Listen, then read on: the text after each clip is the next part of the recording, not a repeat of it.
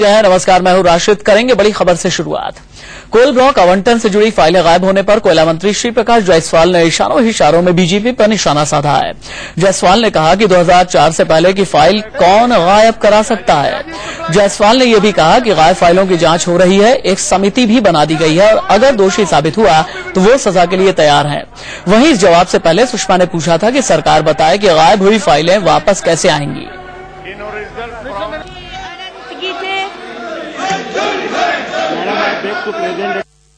कोयला मंत्रालय में कुछ दस्तावेजों और आवेदनों का पता नहीं लग सका था, इसलिए मैंने 11 जुलाई 2013 को एडिशनल सेक्रेटरी की अध्यक्षता में एक इंटर मिनिस्ट्रियल कमेटी का गठन किया है, जिसमें पावर, इस्पात, औद्योगिक नीति एवं संवर्धन मंत्रालय विभाग तथा कोल इंडिया लिमिटेड एवं central mine planning and development institute limited के प्रतिनिधि शामिल हैं। समिति को फाइलों, दस्तावेजों की अनुपलब्धता की जांच करने तथा उनकी समीक्षा प्रस्तुत करने अधिवेश दिया गया है। समिति की अब तक 2 बैठकें हो चुकी हैं और सदस्यों से अपने अपने संगठनों में दस्तावेजों, आवेदनों की प्रतियों का पता लगाने का अनुरोध किया गया है। उन दस्तावेजों का पता लगाने के सभी प्रयास किए जा रहे हैं जो कोल मंत्रालय में तत्काल उपलब्ध नहीं है।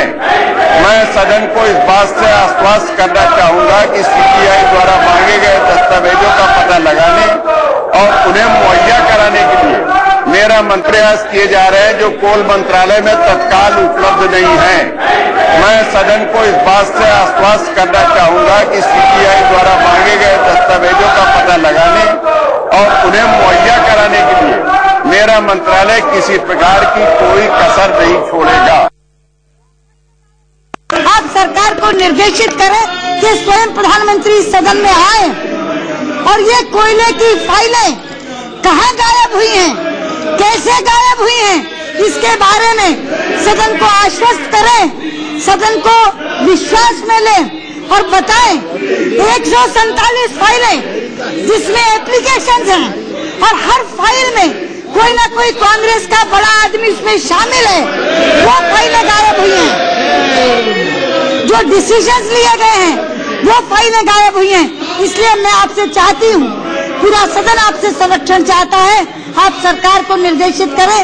नेता सदन 2 सप्ताह की अस्वस्थता के बाद आए हैं आज। मैं उन्हें शीघ्र स्वास्थ्य लाभ की शुभकामना देती हूँ और इसके साथ ही उनसे ये अनुरोध करती हूँ कि वो प्रधानमंत्री को सदन में लाकर ये वक्तव्य दिलवाने का काम करें। ये फाइलें कैसे गायब हुई और कैसे ये फाइलें वापस आएंगी और कब तक वापस आएंगी, इसके बारे में मैं आश्वासन चाहती हूँ। जो व्यक्ति या जो मंत्री अपराधी है, भ्रष्टाचार किया है, कालिक पुती हुई है उनके मुंह पर, उनके द्वारा जवाब नहीं दिया Sir, I am sorry to say, kindly appreciate there are serious questions being raised about the Honorable Minister. I don't want to say anything further. A serious questions are raised about the Honorable Minister. No. I cannot just change the minister and get the statement. और वहीं संसद में Colgate की गायब file पर हंगामे की वजह से फूड बिल पर तलवार लटकती नजर आ रही है। आज सदन में खाद्य सुरक्षा बिल पर चर्चा होनी है। इस चर्चा के लिए प्रश्नकाल को भी स्थगित कर दिया गया था, लेकिन सदन की कार्यवाही शुरू होते ही हंगामा शुरू हो गया। वहीं दूसरी ओर दिल्ली समेत 5 राज्यों में भोजन की गारंटी योजना लागू हो रही है।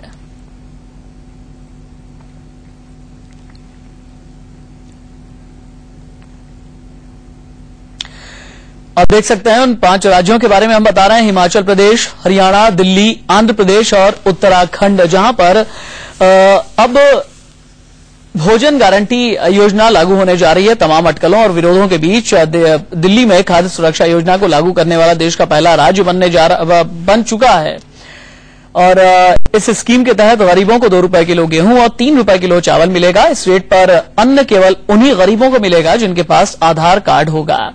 भोजन की गारंटी पर किसकी क्या आपत्ति है, ये हम आपको दिखा रहे हैं। डीएमके का ये कहना है कि किसानों के हितों की रक्षा होनी चाहिए और साथ ही एनसीपी का भी यही कहना है। और मुलायम सिंह यादव किसान विरोधी बिल इसे बता रहे थे। हालांकि आज सुबह तक का स्टैंड यह है कि मुलायम सिंह यादव जो हैं अब इस बिल को लेकर के सॉफ्ट हो चुके हैं और लेफ्ट पार्टियां जो हैं इस बिल पर व्यापक चर्चा चाहती हैं।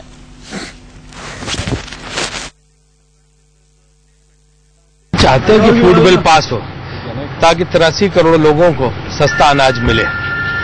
इसलिए जो है जो भी राजनीतिक दल हम सबसे बातचीत करेंगे और ये कोशिश करेंगे कि फूड बिल पे जितना समर्थन हम जुटा सके हम जुटाएं। पास करेंगे। स्पीकर को तय करना है कि हाउस चलाने के लिए क्या प्रबंध किया जाए, क्या उपाय हैं, और सब उपाय हाउस चलाने के लिए आज ओपन है। ये जो फूड सिक्योरिटी बिल है सैद्धांतिक तौर पर तो हमारी पार्टी का पूरा समर्थन है इस बिल को लेकर। सेंट्रल गवर्नमेंट ये जो बिल ला रही है इसके लिए सैद्धांतिक तौर पर हमारी पार्टी इसका समर्थन करती है। और वहीं खाद्य सुरक्षा बिल पर बीजेपी नेताओं का कहना है कि इसे गलत वक्त पर लाया जा रहा है। फूड बिल कैसा ला रहे हैं इस पर निर्भर करता है, कितने अमेंडमेंट्स मानते हैं कितने नहीं मानते हैं, लेकिन ये तो सही है कि उसके लिए अर्थव्यवस्था तो करनी पड़ेगी। फूड सिक्योरिटी तब रहेगी जब देश की सिक्योरिटी रहेगी।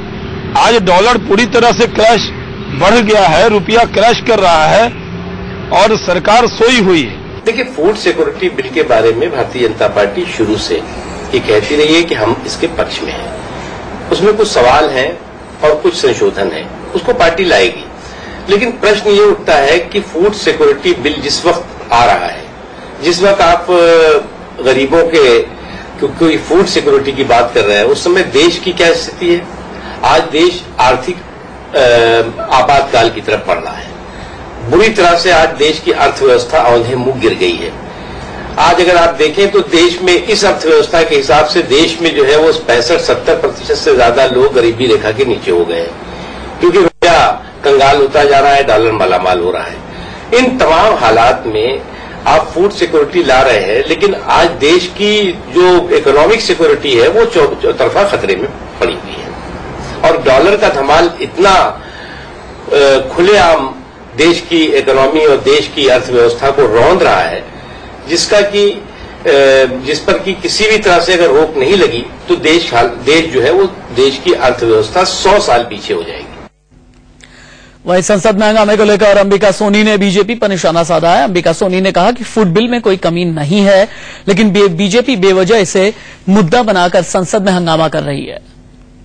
जो है ही नहीं, जो गड़बड़ है ही नहीं, उसको मुद्दा बनाकर आप सेशन को स्थगित करवाएं रोज किसी न किसी बहाने को लेकर, तो आपकी नीयत स्पष्ट है कि आप चाहते नहीं कि आम आदमी के पक्ष का कोई भी विधेयक पारित हो। और मैं समझती हूँ फूड बिल और लैंड बिल, जिससे कि जो इंसान अपनी जमीन देते हैं उनका परिवार बर्बाद ना हो जाए, उसका भी कुछ हिस्सा हो आने वाले तरक्की में, ये दोनों बहुत महत्वपूर्ण विधेयक।